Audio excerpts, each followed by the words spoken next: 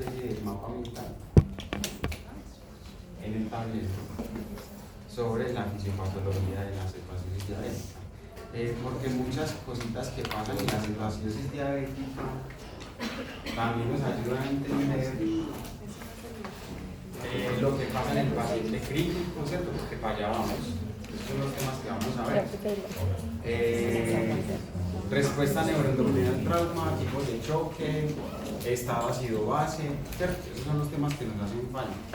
Entonces, por aquí nos podemos meter y por el derecho vemos eso que me parece que es muy importante para empezar a entender de a poco cuál es la complejidad de las respuestas del organismo ante diferentes situaciones. Bueno, entonces, ¿quién va a empezar? ¿Cuál sería lo primero si vamos a hacer?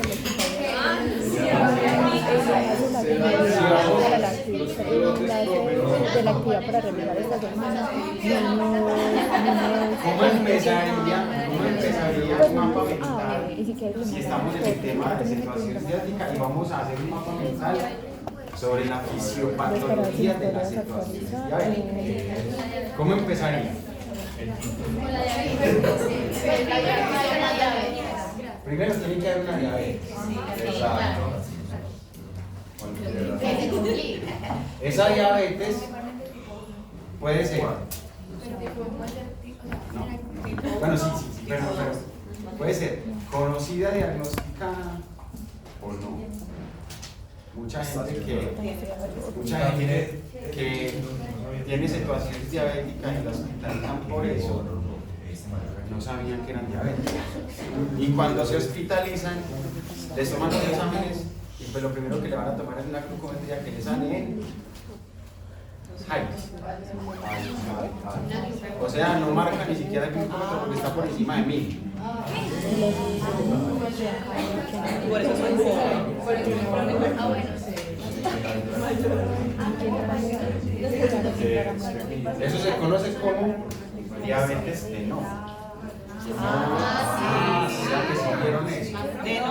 Pero solamente no. Pero no le profundizamos.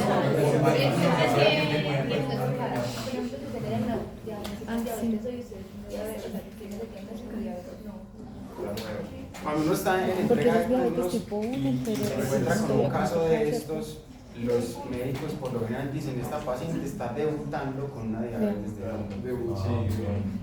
El debut, ¿qué es un debut? Estrenar. La primera vez que hace una persona algo, ¿cierto? Está debutando. Como cuando un jugador juega la primera vez con una selección. Está debutando. Entonces, esta paciente nunca se había hospitalizado porque siempre había sido sana. Está debutando con una situación diabética, con una diabetes de no. Entonces, puede estar la diabetes diagnosticada, conocida por el paciente con insulina o con otro tratamiento, o puede no estar diagnosticada porque no se conoce. ¿Quiénes tienen más riesgo de llegar a una situación diabética? ¿Los que saben o los que no saben? Los que no saben porque siguen tomando gaseosa y todo, hasta cada 8 días en las fiestas y entonces se les sube 18 días hasta que se ocasiona el dolor. Entonces, esta diabetes, conocida o desconocida, descompensada, va a presentar una hiperglicemia, ¿cierto?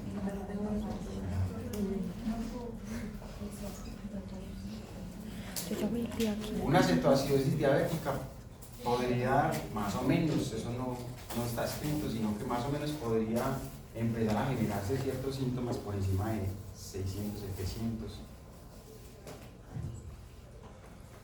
Más o menos. 700, 800 hasta high, que cuando le hacen en la glucometría del paciente marca error o high, porque está por encima de 1000. Porque los glucómetros tienen una sensibilidad o una capacidad máxima, de 1000. ¿Cierto? Bueno, entonces, ¿qué pasa ahí con eso? Esa hiperglicemia, ¿qué produce?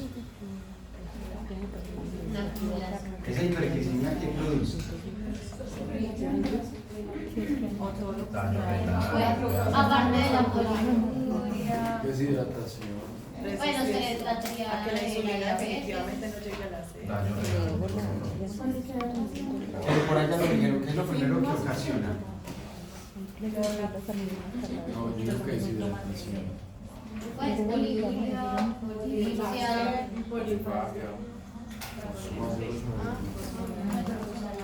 Aumento de la osmolaridad plasmática. Claro, porque tiene 1000 de azúcar. ¿Cómo está la osmolaridad plasmática? O sea, de la sangre. Está muy concentrada, por lo tanto la osmolaridad aumenta. ¿Sí o no? Entonces aumenta la osmolaridad. Esa es la causa de la deshidratación celular, que ya lo dijeron por allí. ¿Cuál es el mecanismo? Muchachos, en el cuerpo todo ocurre por un mecanismo de respuesta y un mecanismo compensatorio. El cuerpo siempre está buscando compensar los chicharrones que tiene. Los problemas que tiene el cuerpo siempre los está buscando compensar. Aquí el problema es la hiperglicemia. ¿Cómo compensa ese paciente esa hiperglicemia? Haciendo así.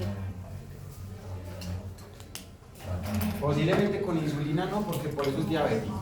Pues, La producción de insulina como está le pobre, están ¿cierto? dando glucosa, utiliza como sustrato energético los ácidos grasos. Eso es más adelante. Eso es más adelante, pero está bien. Entonces, ¿cómo compensa el cuerpo la hiperglicemia?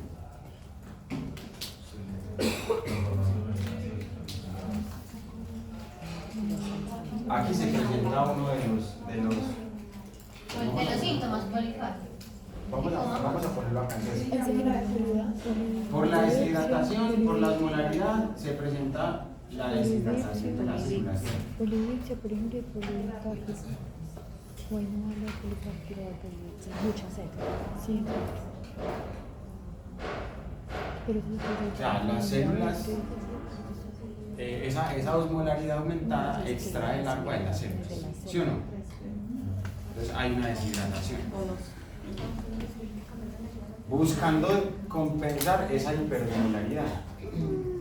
Porque la hiperosmolaridad pues, es un factor negativo porque puede dañar compuestos de la sangre, ¿cierto? Esa deshidratación celular le da pie a la primera P de las 3 P, que es la poliuria. poliuria. Porque si hay deshidratación, ¿qué le pasa al volumen plasmático? Aumenta. Si hay deshidratación celular, ¿para dónde se va el agua de la célula? Para el torrente sanguíneo. ¿Qué le pasa a la presión?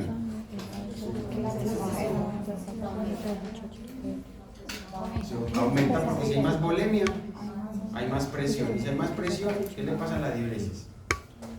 Aumenta, pero no solamente porque aumenta porque hay más volemia, sino porque el riñón también quiere eliminar todo ese montón de azúcar que hay. Se presenta la poliuria. ¿Cierto? Esa poliuria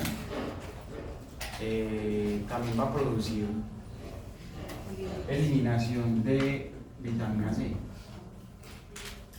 Porque la vitamina C es una exosa. La glucosa es una exosa. Sí. Y la vitamina C es otra exosa. Ese es el problema de los pacientes cuando tienen una alta ingesta de carbohidratos, así sean sanos, que el cuerpo bota azúcar por la orina para tratar de compensar ese exceso en una ingesta así de golpe, que usted se tomó 1 litro de Coca-Cola o lo que sea. De golpe el cuerpo trata de compensar los niveles de azúcar orinando azúcar, ¿cierto? Se elimina el azúcar por la orina, pero detrás del azúcar se va la vitamina C. Eso de forma crónica es un problema. Listo. Entonces ya sabemos por qué, es que le da orinadera a la persona. Por lo tanto, como está deshidratada la persona, le da polidipsia, o sea, mucha sed. Polidipsia, mucha sed. Una sed, pero del diablo. Porque está súper deshidratado. obviamente eso lo va a llevar a tomar más agua y pues Y a orinar seguir, más. a seguir con la poliuria, ¿cierto? Que ese es el mecanismo. Ese es el mecanismo. Sí, lo que pasa es que el cuerpo necesita tomar agua porque como la célula está deshidratada, entonces se da el mecanismo de sed, ¿cierto? Se da el mecanismo de sed y eso sigue contribuyendo con la poliuria y pues se sigue eliminando glucosa.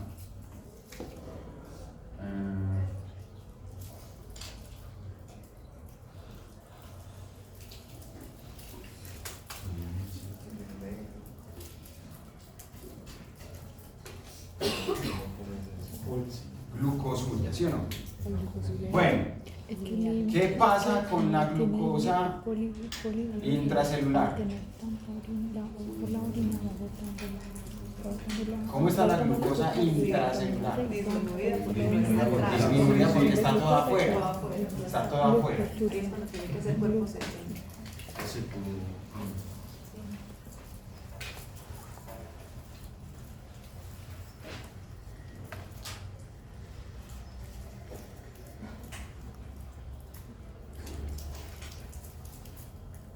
Por eso es que la cetoacidosis diabética, si usted entiende cómo es la fisiopatología del ayuno, entiende cómo funciona la cetoacidosis diabética.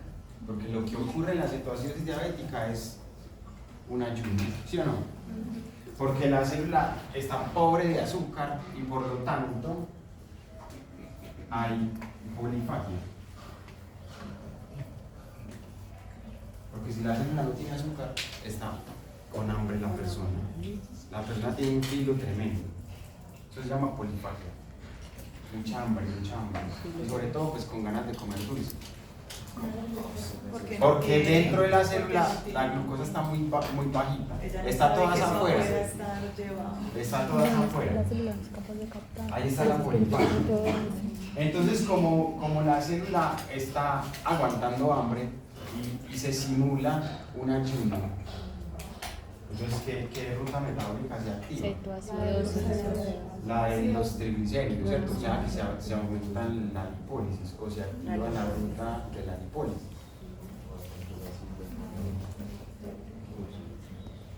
Y cetogénesis. Lipólisis normal para producir energía. Lo que pasa es que ustedes sí se alcanzan a imaginar cómo está la ruta metabólica de la lipólisis en un paciente diabético y en un paciente obeso. ¿Cómo está la ruta metabólica de la beta oxidación? ¿Cómo está en un paciente obeso? Con telarañas. ¿Sí o no? Porque es un organismo que toda la vida ha vivido a punta del azúcar, ¿cierto?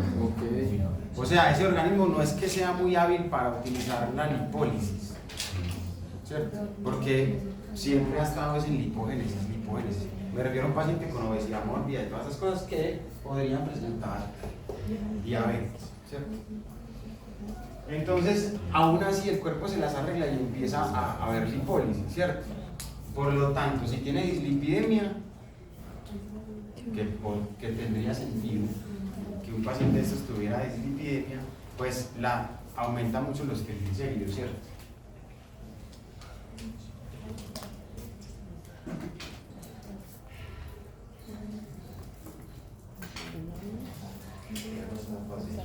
Para poder obtener la energía a partir de esos ácidos grasos, ¿sí o no?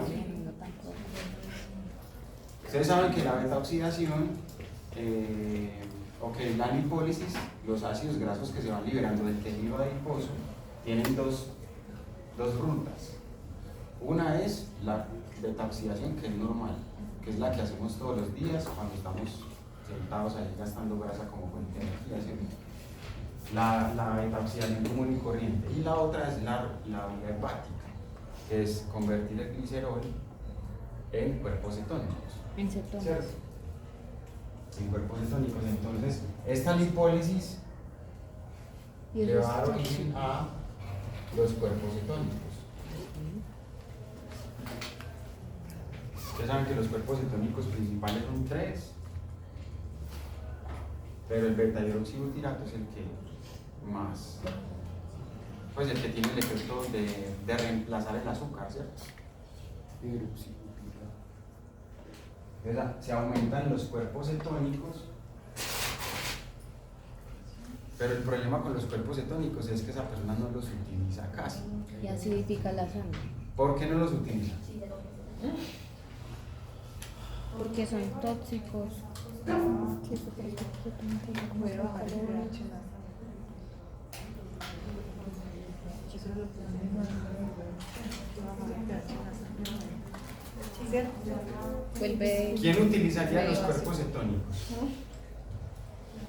Los órganos glucodependientes, ¿cierto? El cerebro, Los eritrocitos. los riñones, ¿sí? Hay varios tejidos, pocos, que son glucodependientes, pero el cerebro es como el que más gasta de todos ellos, ¿sí o no? La córnea, algo así. No, es que lo que pasa es que de forma natural el cerebro trabaja a punta de glucosa, pero en la dieta cetogénica sí gastan glucosa porque no existe la glucosa de cero, pero gastan también. ¿Por qué el cerebro no se gasta sus cuerpos de glucosa? Profe, qué pena que es un mito que usted no alcanza a escuchar. Que el cerebro es glucodependiente estrictamente. Ah, sí. Eso es un mito O sea, derivado de la porque nutrición. Porque es que- es que no está diseñado para eso. O sea, lo que Sí, tiene también. Lo que pasa es que no No, pues ya se hubiera es muerto. sustrato. El cuerpo humano ha evolucionado de tal forma que puede vivir con diferentes tipos de sustratos, ¿cierto? Entre ellos los cuerpos cetónicos, el cerebro. O sea, la glucosa no es lo único que le sirve al cerebro. Eso porque pues, nos estamos acostumbrados a que el cerebro trabaje con glucosa, pero en otros casos el cerebro se las arregla con eso, pues con los cuerpos cetónicos. Porque el cerebro de esta persona no podrá utilizar los cuerpos cetónicos como fuente de energía. Está acostumbrado hasta Pero en este contexto,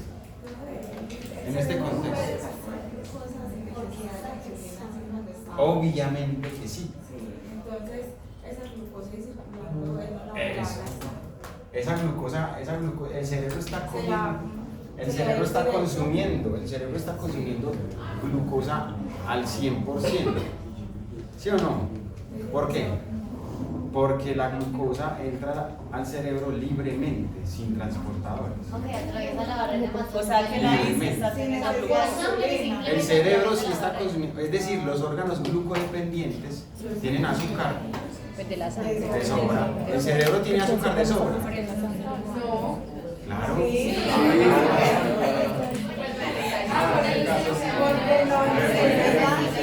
O sea, ellos como la. Porque el cerebro no necesita insulina, no. El cerebro no necesita insulina para gastar el azúcar. Entonces, si usted tiene órganos glucodependientes, que el cerebro es el que más gasta, pero el cerebro tiene azúcar de sobra. Entonces, ¿para qué va a gastar los cuerpos cetónicos si no necesita gastarlos? Entonces, por eso los cuerpos cetónicos no se gastan adecuadamente. Y la persona tiene una cetonemia de 5, de 6. O sea, el problema No, pero lo que pasa es que el problema no tanto es que se genere, sino que se genera demasiado.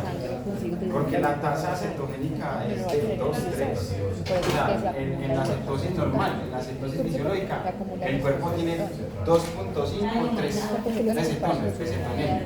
Pero es que en la cetosis diabética hay más de 5 de cetonemia. Entonces eso es muy alto, eso es mucho. Bueno, entonces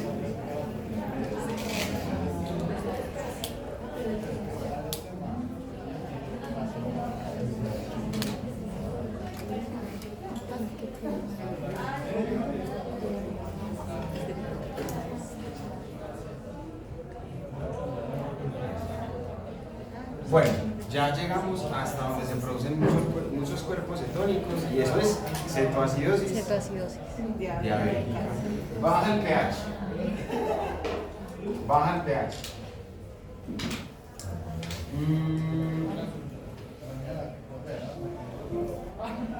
¿Se acuerdan de cuál es uno de los productos de la hidrólisis de la glucosa? Y también el hidrólisis de la glucosa. O sea, La glucosa es Uno de los desechos que se generan cuando se está hidrolizando la glucosa. El CO2. El CO2. ¿Hay mucha glucosa en sangre, sí o no? desecho ya viste. Porque si me dices, Desecho. Hay mucha glucosa en sangre, ¿cierto? ¿Y en la sangre hay agua? Sí. Entonces, glucosa más agua. ¿Qué pasa cuando usted le pone una cucharada de azúcar al agua? Se empieza a diluir, ¿cierto? Y eso genera CO2. O sea, que cuando usted se toma un vaso de agua con azúcar sola, está tomando CO2.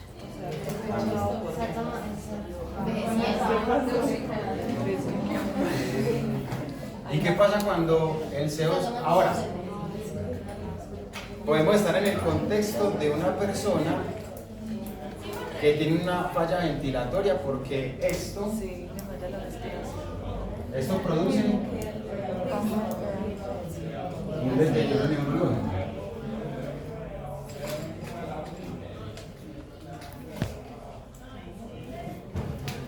Un pH muy bajo. pero es que las personas cuando tienen ya el desarrollo nueva, como el del primer síntoma de una confusión. En el contexto de la acentuación diabética, cuando está muy descompensado esto, hay deterioro neurológico y hay pérdida de la conciencia. Eso se llama, pues eso se conoce como coma diabético, ¿cierto?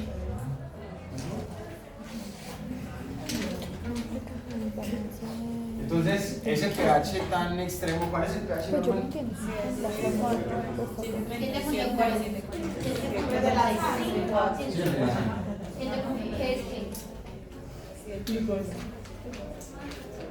Cuando disminuye mucho el pH, se presenta la acentuación. Entonces hay un deterioro neurológico porque el cerebro no puede trabajar con ese pH, no trabaja bien. Y muchos órganos no trabajan bien. ¿Qué es lo que pasa cuando se le cambia el punto isoeléctrico a una proteína? ¿Sí se acuerdan? ¿Sí saben qué es el punto isoeléctrico? ¿Qué significa pH? HP. Bien. ¿Qué significa pH? Muy bien, potencial de hidrógeno. ¿Y qué es punto isoeléctrico? Punto isoeléctrico, isoeléctrico. Iso. En equilibrio. Una proteína tiene un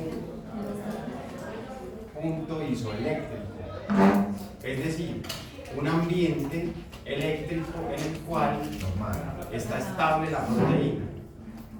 Si usted a esta proteína de la leche le pone limón, le cambia el punto isoeléctrico, lo acidifica y se desnaturaliza la proteína, ¿sí o no? Por eso se corta la leche. Entonces, cuando usted le cambia el punto isoeléctrico a las proteínas, ¿qué le pasa a las proteínas? Se desnaturalizan. ¿Y uno tiene proteínas en el plasma? Sí. Claro.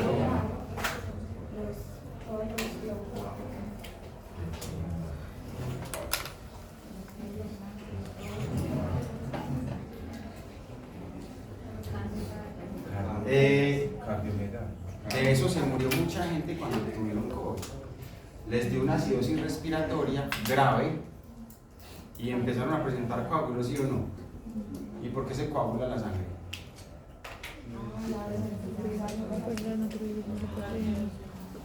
Por esto.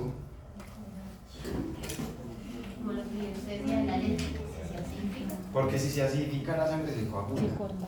La acidificación de la sangre es incompatible con la vida cuando el pH está demasiado bajito, ¿cierto? Que puede ser un pH demasiado bajito que ya, mejor dicho, vaya. El CO2 ha aumentado. Nos vimos por acá Y tocamos el tema pues de las pacientes con neumonía que les pasó esto en el COVID, ¿cierto? Porque el CO2 Hiperventilación. baja el pH.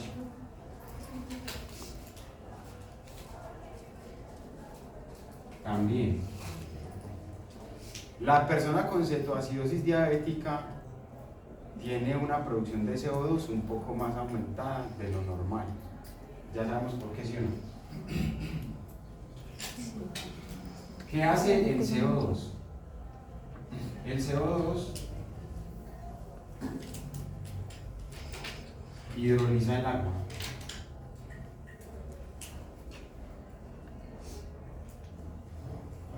El CO2 aumentado hidroliza el agua. ¿Se acuerdan lo que es hidrolización? ¿Qué resulta cuando se hidroliza el agua? ¿Cuáles son los productos de la hidrólisis del agua?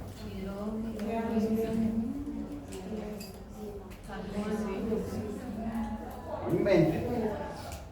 ¿Qué pasa si yo parto la molécula de agua? Queda el oxígeno, queda el hidrógeno y el De una molécula de agua queda un hidrogenión y el radical libre, uno de los radicales libres más famosos de la historia de la humanidad.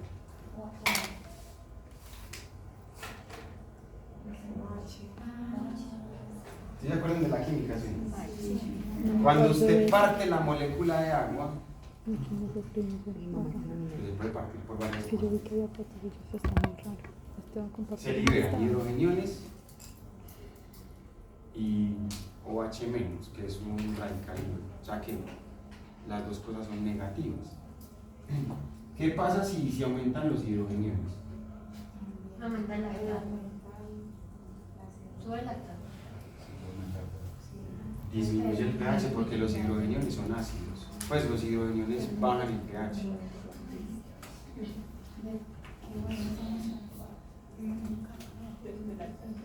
O sea que esta persona tiene dos cosas que están contribuyendo a bajar el pH, pero la más pesada es esta, obviamente, ¿cierto? La más pesada es esta, los cuerpos cetónicos, pero algo que le ayuda es esto. Sí. O sea, que sí, ¿Sí? La hidrólisis del agua, porque es que tiene 1000 de azúcar, entonces por ese lado también está contribuyendo.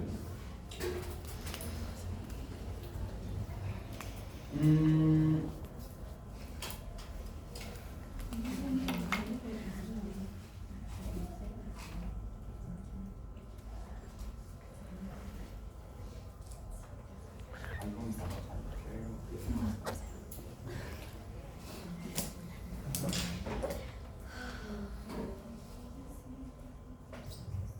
A mí me está faltando, pero a él no está. Entonces hay como, a grosso modo, la fisiopatología de la situación diabética. Porque me parece importante que cuando usted tenga un paciente con situación diabética, pues entienda esto, ¿cierto? ¿Cuál es la terapia médica para este paciente?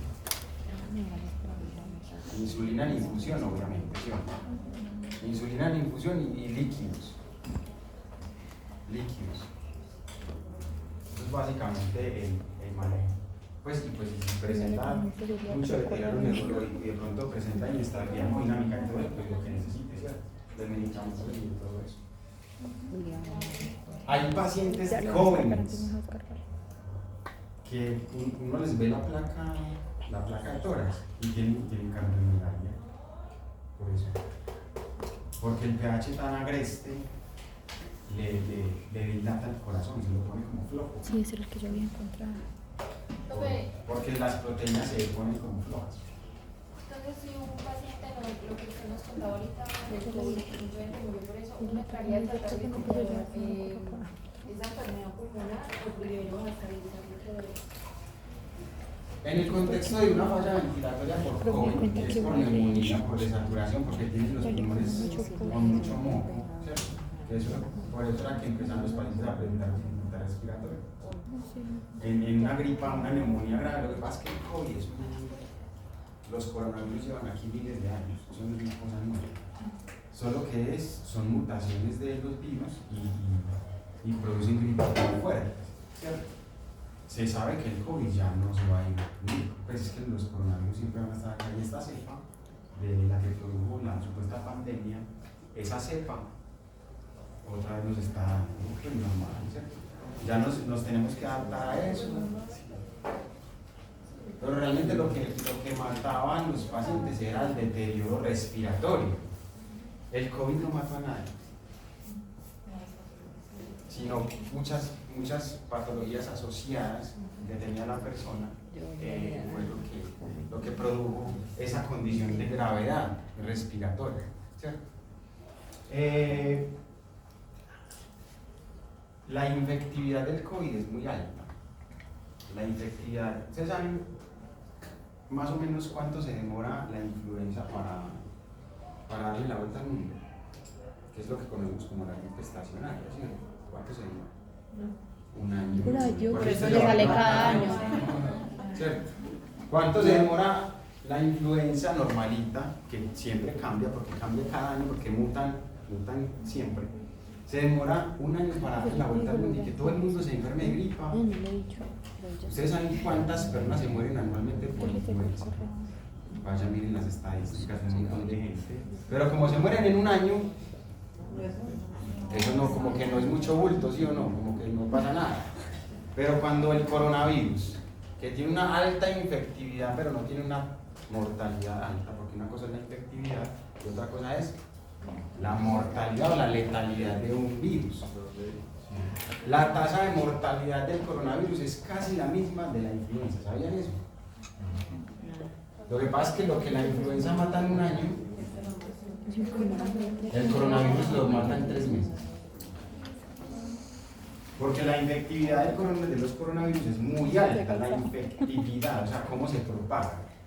Le da la vuelta al mundo en 3 meses. En cambio la influenza se demora un año.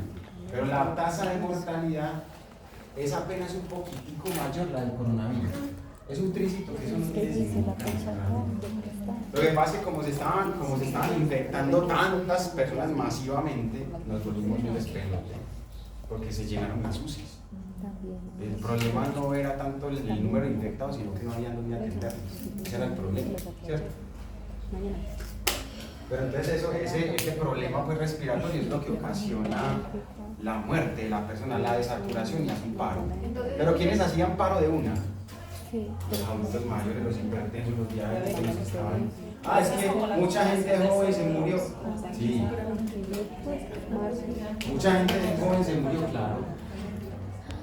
Es que si usted tiene un pH bien llevado por una neumonía grave, así sea fuerte y joven, lo que sea, se puede morir. Lo que pasa es que la mayoría de los que se murieron tenían patologías de base. Los que eran sanos y jóvenes y todo eso, se murieron muy poquitos de esas personas. Se murieron muy poquitos. La mayoría eran adultos mayores. Profe, o sea, si tengo un paciente con esa fase médica, también la cetoacidosis, diabetes, entro primero a trabajar esa cetoacidosis. No, las dos cosas tienen que tratarse de una porque si el paciente hace la falla ventilatoria lo tienen que intubar, ahí se están tratando la falla ventilatoria, lo tienen que intubar y al mismo tiempo le están manejando todo, no es primero una cosa y después la otra. Hace una falla ventilatoria porque muchos pacientes con cetoacidosis diabética, la mayoría es en deterioro neurológico y se van de. Bueno. Profe, esa falla ventilatoria se produce por el bajón del pH y la liberación de CO2. La falla ¿Cuál es la que la produce? La falla ventilatoria se produce por la disminución del pH. Entonces, lo que pasa es que estamos hablando de electricidad. Como ese pH genera unas cargas eléctricas, el cuerpo no puede funcionar así. Entonces el cerebro se apaga. El cerebro se autoapaga en diferentes condiciones. ¿Se han visto las personas cuando se les apaga el cerebro porque se tiran de esos cosas que los tiran para ahí? Y que se desmayan y vuelven y... Eso es una locura para el cerebro. Si usted quiere quemarse las neuronas, haga eso. Pues obviamente si le da tanto miedo, ¿cierto? Porque esas personas van gritando y se desmayan, vuelven y despiertan y vuelven y gritan. Como la ciudad de hierro que los matan. Pobre cerebro. Pobre cerebro.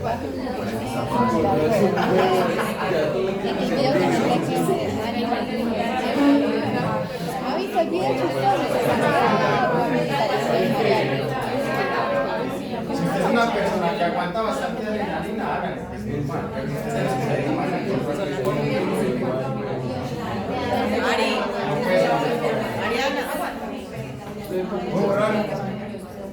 No, espere.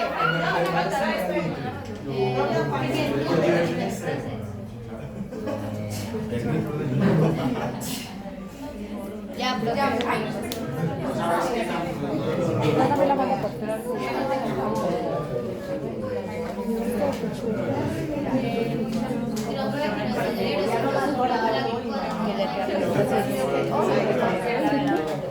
Que la Eso ya estábamos hablando del profesor Javier. más tiempo.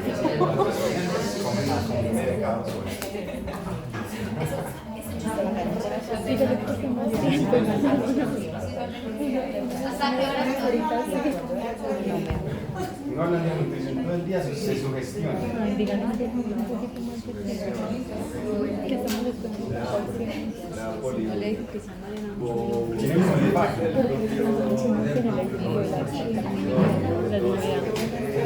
Ya llegó. Dígale. Así como en forma de broma. No.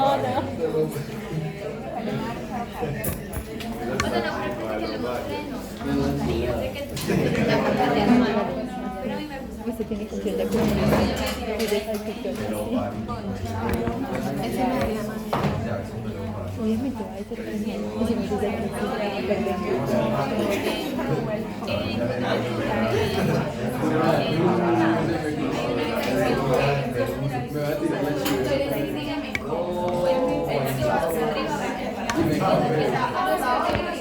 Oigan, no, vamos a ir.